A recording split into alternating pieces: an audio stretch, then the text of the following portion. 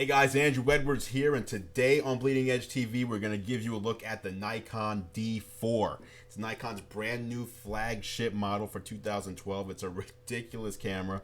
When you see the features, you'll know what I mean. We love Nikon. I actually use a D80. I have a D80 right here, and as good as this D80 is, wait till you see what this what the D4 is like. I mean, it blows pretty much everything that we've seen away.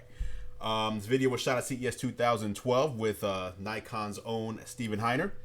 We want to thank Monster Cable for bringing us out to CES. Check out Monster Cable's brand new Inspiration headphone. It's Monster's first over-ear noise canceling headphone. Monster branded, high fashion, very cool tech.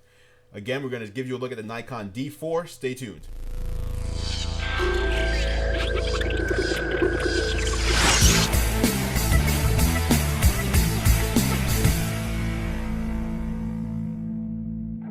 Hey guys, Andru Edwards back here at CES 2012 in the Nikon booth with Stephen Heiner. How you doing? Very good. How are you?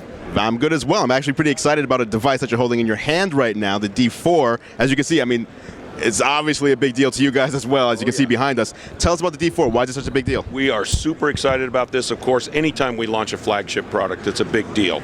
Excuse me, not only to our customers and photographers worldwide, but to all of us employees. It makes us very proud to actually bring a product like this to market.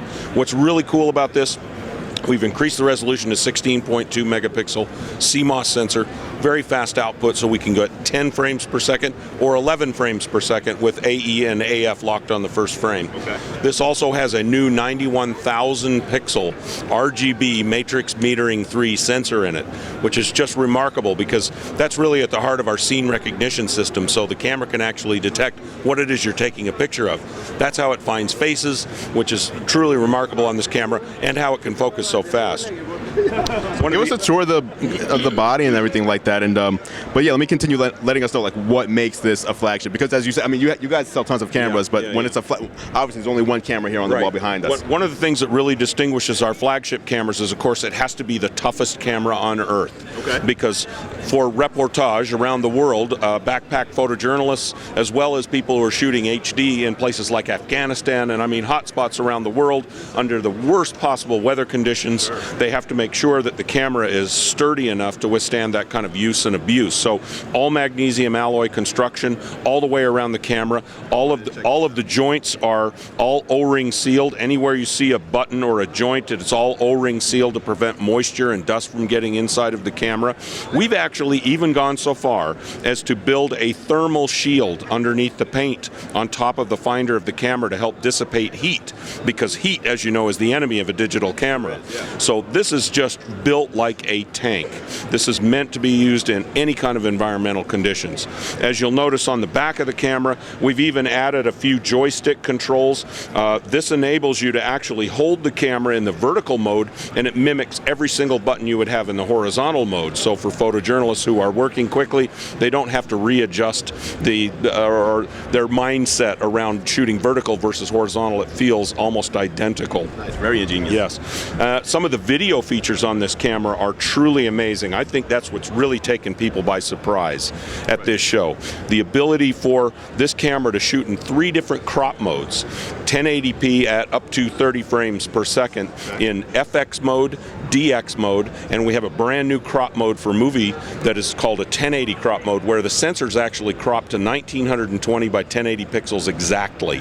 That means that all 3 of those modes will vary the angle of coverage that your lenses have. So lenses will actually, your lens variety will just expand by a huge magnitude, and the output from all 3 crop modes is all 1080p. One of the other things that everybody's going crazy about is that what we've done through the HDMI in the camera is when you remove the memory cards from the camera, that signals the camera to output a full 1080p uncompressed 8-bit 422 video file. So for people who want to use this in a professional video or filmmaking environment, they can plug this into an external digital video recorder and record video files out of the camera before it goes through the compression. in the camera. You're making a good case for using these types of cameras for video, because just a few years ago, a lot of these cameras that are just as big as these were meant purely for photography taking. Exactly. And so, tell us about the kind of the progression of getting videos into these. Well, things. it's interesting too, because we spent a lot of time researching this and talking to the wire services who maybe 5 or 6 years ago sort of saw the writing on the wall. The newspaper business was going through a metamorphosis. More of it was going online, and of course video was driving a lot of demand online. That was how they attract readers, of course. So what these organizations were doing was asking their photographers to also capture video, and in the early days that of course required carrying 2 different cameras. So that was the reason for the D90 originally. That was sort of our first developmental stage in really sort of blowing out the HD features of DSLRs by making a camera that could shoot both high quality HD as well as shooting high quality stills.